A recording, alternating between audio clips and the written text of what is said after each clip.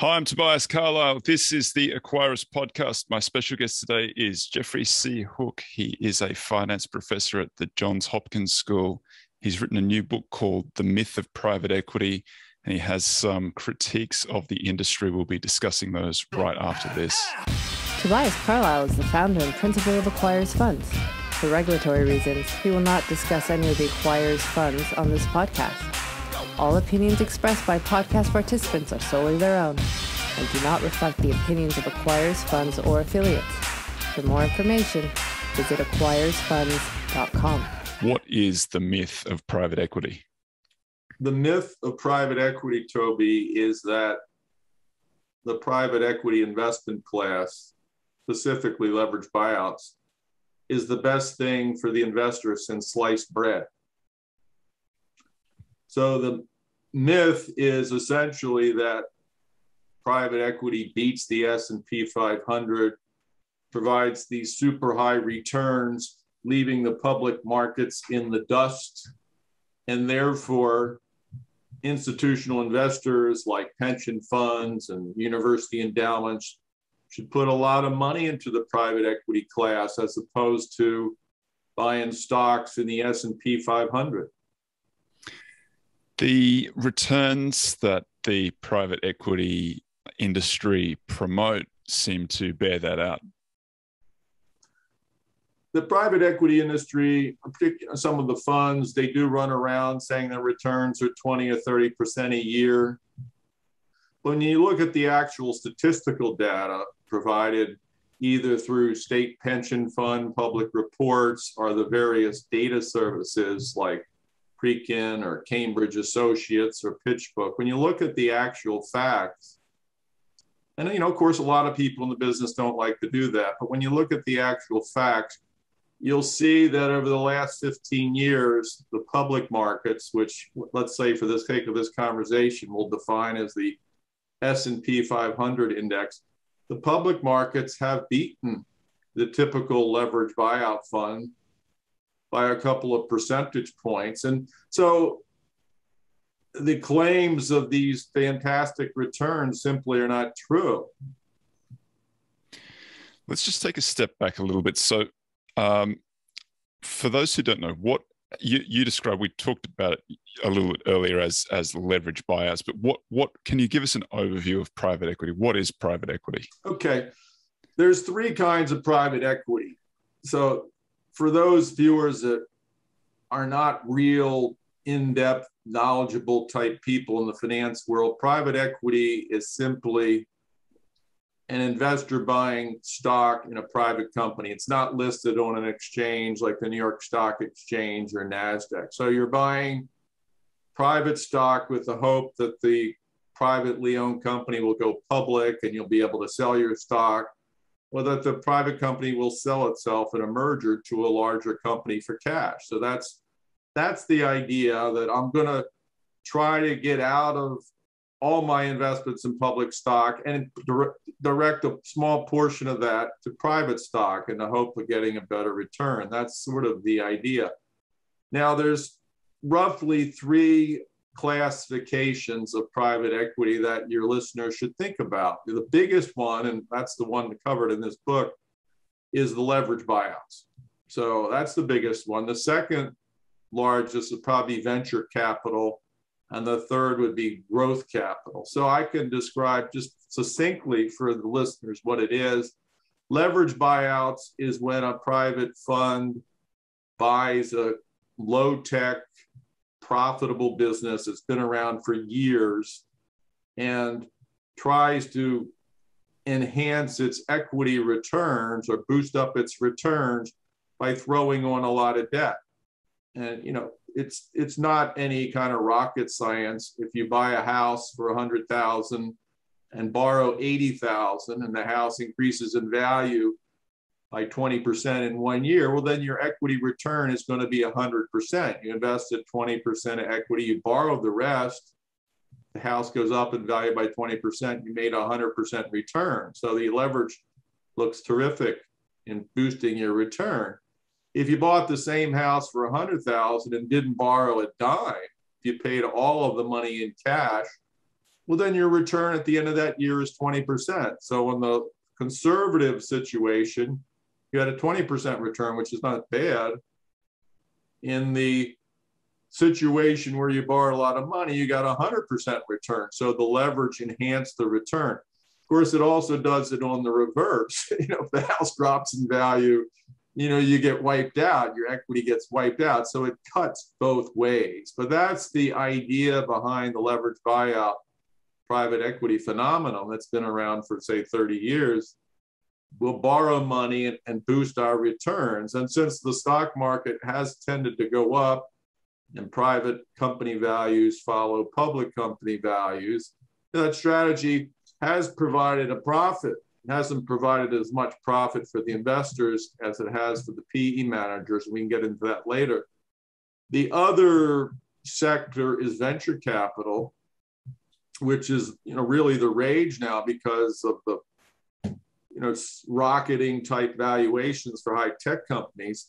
The venture capital is really when the investor firm sort of targets companies that aren't quite ready to go public. They don't have a proven business model. Most of them are out of the mother's garage, okay? They're not like Steve Jobs working in his mother's garage anymore. They're usually a lot bigger than that when they get venture capital, but they're not quite ready for prime time. And then growth capital would be companies that are sort of between a standard leverage buyout candidate, which is some established business with a good customer base or a brand name and a good profit record. But they're sort of more proven than your venture capital type firm. So that's growth capital. So those are the three kinds: leverage buyouts, venture capital, and growth capital. The myth of private equity, the book that you've written, that's largely about the leverage buyout state, the buyout stage. Is that fair? Yeah, I mean, I would portray myself more as an expert in leverage buyouts, though I would tell your listeners some of the issues that would be problematic for investors in, say, buyout funds also surface in venture capital and growth capital, both sectors of which have a hard time beating a public market index. What is the slip betwixt cup and mouth where it does seem that the promise is that we can buy these companies more cheaply, we can sell them at the best time to sell them. We'll put some leverage on them. We'll also have an operational improvement. That sounds to me like that's a pretty good recipe for generating returns. Where is the problem with that approach? Well, that was the approach that was effective when the business really got out of the blocks 30, 35 years ago, and it worked well. So that particular strategy laid the foundation for the business's early success, which I say had a duration of about 10 or 15 years. But as you often see, and you've probably seen it in your own work, is when a sector, be it metals or commodities, or in this case, leverage buyouts, when it has success, the tendency for Wall Street and the investment community is just to throw money at it, thinking that the past will predict the future. So by the early 2000s, there was much, much more money chasing buyout deals. And as you got a little closer to the present, so you have many funds, there's hundreds of them now, chasing the deals that have the same kind of profile, these low-tech money makers. And the formula which worked 10 or 15 years behind that, of buying cheap, fixing it up a little, putting on debt, it didn't work the last 10 or 15 years, not because the private equity managers are stupid, they're not, but they're paying higher prices. So they're paying higher prices, they're competing for the same product. And finally, from the investor's point of view, the fees, which were high early, are still high. So the fees are 3 or 4% off the top, as I think many of your listeners have heard about. when you're taking 3 or 4% off the top as a manager, and of course that's great for the managers, they're making billions, it just makes it almost mathematically impossible to beat an index fund where the fees are 1/100th of that. It's just tough to do. How does the industry work? So the industry works by a group of, say, people like myself, or perhaps like you, a lot of good financial knowledge, know how to close deals, a collection of them will set up a fund. A lot of times these are successor funds from prior teams, but so a team sets up a fund, recruits a lot of big institutional investors who, let's say, throw in $500 million. And so that's their bank account, that's their checkbook. And then the team runs around and looks for companies to buy. And so that process takes a couple of years, finding companies, participating in the negotiations, working with investment bankers that are conducting auctions. So it takes 2 or 3 years minimum to spend the $500 million and, of course, raise the debt to finance all these deals. And then you've got a little period of 3 or 4 years where you're supposedly improving the companies. So you bought the company. It was already pretty good to begin with. Otherwise, nobody would lend money to it. But so now you're trying to improve it. Questionable whether that's always going to be the case. The companies were so good to begin with, so it's tough to improve them. But you try to, and then you hope that you can sell them, 5, 6, 7 years after you own them. Now, that's not always the case. A lot of these funds now hold the investments for 12, 13 years. But that's the theory. So you take a few years to buy the companies. Then you have a few years to try to improve them. Then you have a few more years to sell them. And hopefully you've done all that and you've made some money for your investors. You've certainly made a lot for yourself as a manager. You hope you made some money for your investors. And then you're going to raise another fund and do it all over again. But it's a little bit like what you see on your website. It's a concentrated approach. So the fund is only going to buy 10 or 12 companies, much like, say, a value investor, like you talked about on your podcast before, might look at 10 or 15 value opportunities. So the funds are somewhat concentrated in a small group of companies, much like a concentrated value fund would be. And most of your buyout investors are going to say, we're value buyers. So they're looking for bargains. But as I said a minute ago, the bargain's a little tough to find these days. There's just too much competition. So they're concentrated. They've got a lot of leverage on them. And they tend to buy smaller companies than the index that they're comparing themselves to. So they've got these 3 advantages that should show pretty good outperformance over the index, at least as a cohort. Is that the case? That's the promise. That's the hope. And I'm sure these investors walk into these funds putting up their tens of millions of dollars with that hope. But as the results point out, that hope, at least for the last dozen years, hasn't been achieved. The funds simply are not beating the markets from the investor's point of view. Now, if the funds perhaps charge lower fees, let's say they were only charged, the typical fee structures, I'm sure a lot of people have heard, is called 2 and 20.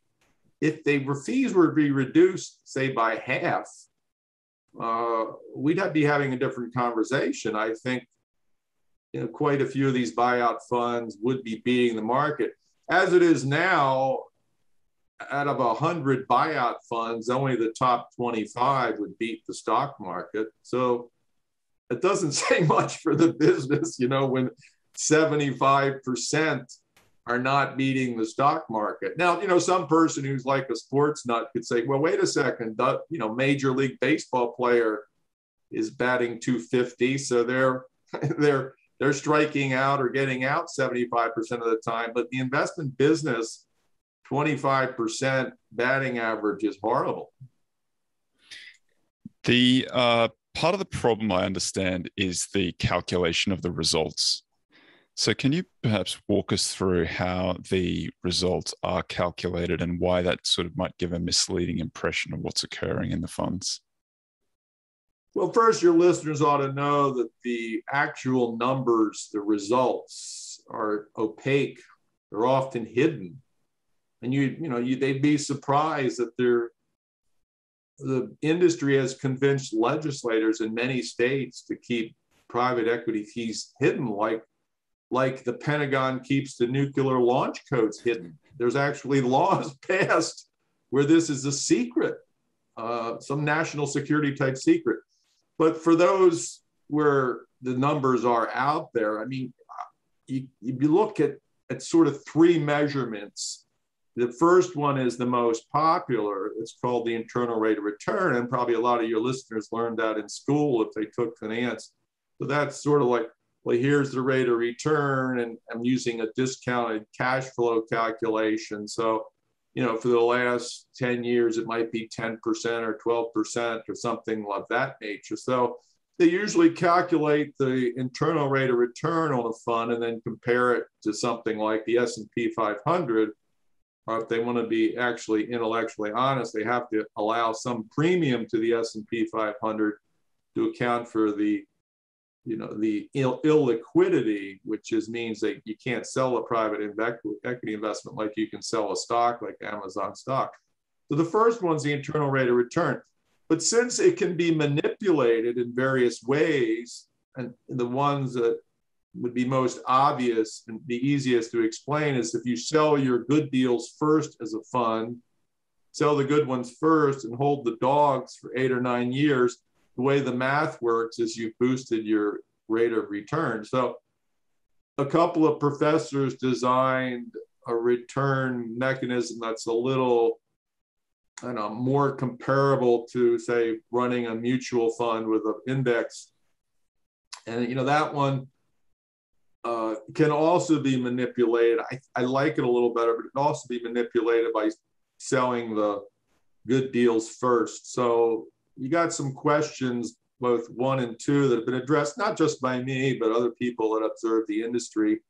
The one I like the best is called the total value in versus the total value out. That's kind of the easiest to understand for a layperson. So I'll just give you an example. People put in $100 million into a private equity fund, and then 8 or 9 years later, when everything has been sold, they got 150 million back. So 150 million back divided by $100 million in produces a ratio of 1.5 times. So you're not losing money, but 1.5 is not exactly hitting a grand slam or hitting a cover off the ball or throwing a touchdown pass, to use a sports metaphor. 1.5 is the industry average. Yet if you listen to the propaganda, oh, we're getting 20 or 30% rates of return. Well, if you just get a pencil out and do it on the back of an envelope, 1.5 doesn't seem to produce those kinds of numbers. So you have a little complexity and opaqueness running into these numbers. And so you try to do the best you can with what you have. I've looked at them all. It'd be a little tough for a listener to do that because a lot of the numbers are paywalled. So if you want to look at a rate of return for a fund, you've got to pay $10,000 or $15,000 to a data service to get the information. Or you can read a book like I wrote, or maybe you can go to the internet. Some of the stuff is there, but it's a little tough to ferret through it. Is part of the problem also that you commit a certain amount of money, or as an investor to the fund, you commit to, say, $1 billion or whatever it might, $100 billion up front, and then it's drawn down at various times. And so the IRR begins on each tranche as it's drawn down, or each commitment as it comes into the fund. Does that complicate the IRR calculation? Is that part of the problem? There's no mathematical complication to that. That's routinely done in any kind of corporate investment. I mean, in the sense that you've committed this money and you have to have this pool of money sitting there where you've got it at cash call, presumably earning virtually nothing, and then it doesn't count until it actually goes until it's drawn down and used in the fund. Yeah, you made a good point that Warren Buffett made a couple of years ago at his annual report. He said, well, the rates of return are a little misleading because, yes, the investors, I guess they could leave the money in the S&P 500 or bonds or something, but yeah, they do have to sort of keep money set aside for when they get that call from the private equity fund. Hey, we just bought a company, send me $50 million so we could put in the equity. So you're right, there may be some forced liquidity by the investors themselves. That's a good point. But you also say that there's another little trick that they use using lines of credit. Yes. So I don't want to get too technical for the audience, but I'll try to explain it. So the idea has become that instead of just selling the good deals first, you have couple other techniques to put a fire under your returns, even though that might seem a little artificial to people. And the credit line is one that's been increasingly popular. So the idea is some of these PE funds have grown so big. I wouldn't say some of, several dozen of them, maybe even 100 of them are big enough now where the fund themselves can borrow money on their own credit. They've got enough money. So they'll go out and buy a company and do a buyout deal. Then they'll hold it for 6 months. And then after they've held it for 6 months, they drop it into their latest fund. So the way the math works, instead of the fund owning the company for, say, 5 years and then selling it, the fund will only own the company for 4.5 years. So 5-year holding period versus 4.5 years. So, a lot of people in hearing this, well, what's the big deal? It's only 6 months. But you'd be surprised a 6-month difference can add a couple of percentage points to the rate of return, thereby making the fund manager look even smarter. Yeah, the problem from the fund point of view today is everybody's starting to do it. So pretty soon they got to think of something else, I guess. If you have that approach, if that then delays the call on the equity, isn't that actually boosting those returns? Well, yeah, but it's a question of you've bought the company with the intention of dropping it into the fund. Is this an artificial way of kicking up the returns? I would say it is. Would a securities lawyer who deals with misrepresentations define that as well? I don't know. You'd have to look at all the contracts associated both with the fund and the way the fund bought the company and then dropped it into the investment vehicle. And I'm not an attorney, but I just think it's a little shaky. Again, if you've looked at the way people have talked about it, it seems to me the majority of observers think it's a little shaky and misleading to boost the returns in this manner. What's the main problem? Is it that there's now so much competition in there that every company that comes up there's a competitive auction for companies as they're sold, and so they're paying higher prices? That's clearly the case.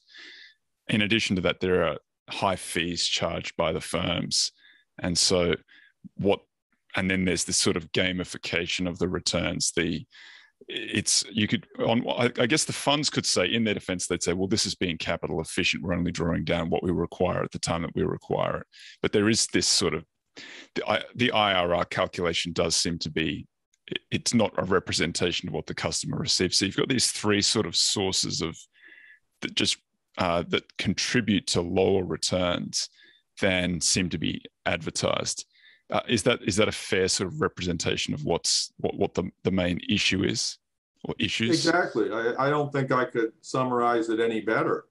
High pricing because of the competition, the high fees, and then the gamification, as you pointed out. Now, each one of these, could be remedied. One with less funds out there, which would take, 10 years or so for the lower returns to sink in. And I think eventually that will happen. As far as the fees go, I think the industry, to its credit, has been incredibly resilient with keeping the fee structure as it is, even though the returns have been mediocre. So you got to give them credit. They've fostered this aura of the fund managers all being geniuses. It's remarkable. So that one, it's going to take a while. The gamification of returns, I just don't see that being curtailed without some kind of government intervention or maybe some plaintiff's lawsuit. Once some big fund has lost money, they can, some big pension plan, I lost money because they were, messing with the true returns. That's a possibility, but that would all be down the road. So yeah, you got those three pillars that are tend to hurt investors in a negative way. These those sort of criticisms of the industry have been around for a little while, and there's Dan Rasmussen, who I've had on the podcast a few times, who runs he does a private equity replication in public markets, and that's his exact criticism, that you can sort of achieve the same returns without the illiquidity and without the fees. But presumably these are so well known that it seems it's striking that people do continue to invest. So my question, I guess, is who are the investors in these funds, and why are they sort of ignoring this evidence? Well, Dan and I have talked about this, and as you pointed out, he runs one of the few, if not the only, what I call buyout replication fund. I wrote an article with a professor friend of mine about producing a buyout replication fund where you basically develop an algorithm for a company that's similar to a buyout firm. You just buy public companies that are similar and then leverage them in your portfolio. And I remember talking to investment consultants. I was, hopefully, thinking about maybe introducing the idea to institutions. He said, well, no one's going to want to buy it. None of the institutions are going to pay you for that. They would prefer to invest in LBO funds directly rather than have a public equity substitute. So you might say, and I'm sure Dan has, reflected on this as well. I haven't talked to him in a year or so, but you have to look at the mentality of the institutional managers working at these big pension funds or these endowments or these large nonprofit foundations. They've sunk, probably $1 billion into these buyouts, maybe more, despite the fact that it should be known to most of them that they're not beating the public markets. They may keep their eyes closed or wear blindfolds, who knows? But you got to look at it from their point of view. Let's say you're working in a big foundation as the investment manager. You're probably making more money than the president of the foundation. So you're making $1 or $2 million a year.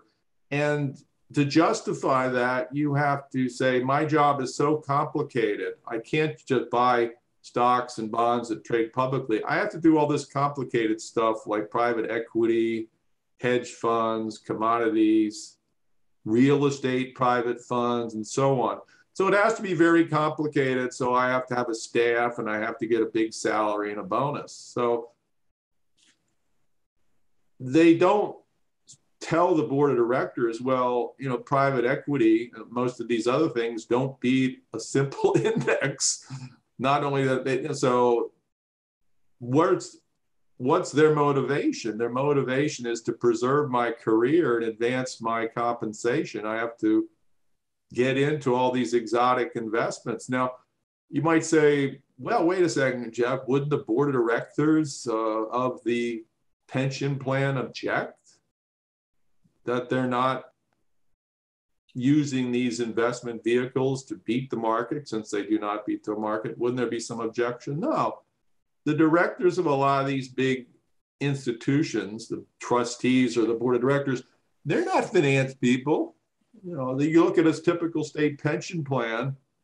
I mean, they're smart people. They might be heads of the unions. They might be political appointees. Sometimes they're the treasurer of the state. But a lot of times, the majority of these people, I'd say most times, the majority of these directors do not have any financial training. So when the investment manager is getting paid, $1 million or $2 million a year at some pension plan or foundation, walks in with a stack of papers, this detailing all these complicated investments that they have to make, when they throw out all kinds of mathematical equations and terms like alpha and beta and standard deviation, R squared.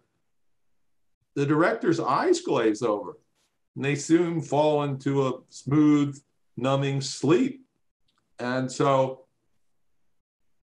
the answer to your question is that, yes, the institutions keep buying, but it's mainly for the managers to preserve compensation, jobs, and career. There's also there's this sort of mutual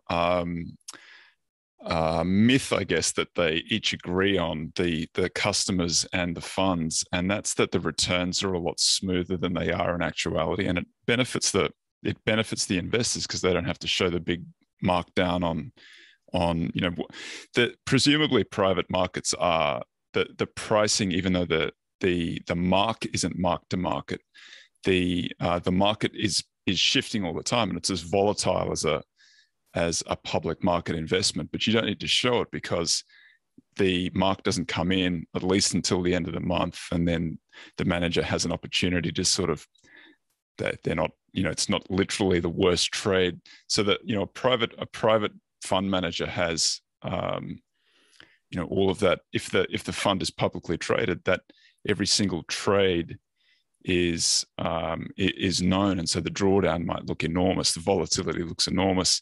The private fund that might have an identical company but it's privately traded, or it's not traded at all, it's private, they sort of look at this other mark, and so the volatility reduction is false, it's fake, but it's real enough for the fund investors. Does that make sense? No, that's been a practice that's been pointed out. I've pointed it out. A couple other people. There's a small coterie of people that sort of share my views and publicize them. But you're absolutely right. And I've been an investment banker for many years before I became a finance professor, and I was also a private equity investor. And so I can tell your listeners that you're absolutely right. The market for publicly traded companies has a very high correlation to the market for private companies. So if you're doing a merger deal as an investment banker, the pricing that you will get when you sell that company will correspond pretty well to public market pricing for similar companies. So what happened in 2008, 2009, when the market cratered, the stock market cratered, private market values, defined as what companies were selling for in M&A deals, also dropped. It dropped significantly, probably 30% if you look at the data. So interestingly, buyouts, even though they're more leveraged, if you look at statistics for what the buyout firms said happened, they said that when the market dropped 37% in 2009, they said by some sheer weight of fancy, I guess, that our investments only dropped 30%, which contradicts financial theory of the last 60 years, multiple textbooks, and 3 Nobel laureates. No one questioned that. No one, not the government, not the investors, because it was all in their interest to show, a smoother ride than the volatile public market. So that mark-to-market conundrum or paradox has continued since then, which now we're looking at 12 years, where the leveraged buyout equity has a smoother rate of return than the stock market themselves, which, of course, as I said a minute ago, turns financial theory upside down. I guess you always do fairly well on exams that you mark yourself. Who are the enablers of this sort of the chicanery? Okay, so look, the private equity titans, the big rich people that own, billions of dollars, that run these funds, they're not loners. They're not perpetuating the myth of these great super returns by themselves. So they have a lot of cooperation. Maybe it's inadvertent cooperation, but it is cooperation. I call the cooperators or the enablers fellow travelers. So you have the customers themselves. We just kind of discussed why the customers are not really raising any objections. I mean, the government, which I would say, you know, has ostensible control over the private equity from a regulatory point of view would be the Securities and Exchange Commission, the SEC. I mean, they only have a handful of people that look in the industry, and they haven't really filed any suits against mark-to-market or return smoothing or any other things we've talked on. So you have the customers themselves that are enablers. You have the government basically sitting on the sidelines, even though this is a mammoth industry now. The business media, it's been an enabler. I mean, they've tended to be an echo chamber. I mean, it's expensive to investigate the claims. You have to get into the data service. You have to be very facile with numbers and how the data services report. So in their defense, I mean, a lot of the reporters in the business media don't have the resources and perhaps wouldn't have the technical knowledge to really dig deep. And when I've talked to a couple of them about this, they say, look, you know, if it's not cold, if it's not a kind of a cold fact laid out there, you know, the editor doesn't want us to report it. You know, they're just, you know, afraid of being ridiculed by the industry or contradicted. So those would be the, you know, three branches of enablers. I mean, then you have some of the investment consultants and wealth management firms that have been pushing this sort of for pecuniary reasons, because, you know, they would get paid for recommending a private equity fund or at least investigating them. Whereas if they were to recommend an index fund to their clients, then the clients would say, well, an index fund, what do I need you for? Why am I paying you $1 million to advise me in investments if you just suggest I go to an index fund? Well, thanks for the advice. Now see you later. You had some criticism for academics as well. Well, academics, and I'm part of the academic world. So, I mean, academics, when we have tended to like critique private equity, I don't think we've been up to date. You know, a lot of the academic research that you see on private equity and returns is pretty old. You know, so it's, as I point out, you know, it's 5 or 10 years old. So it's really not up to date.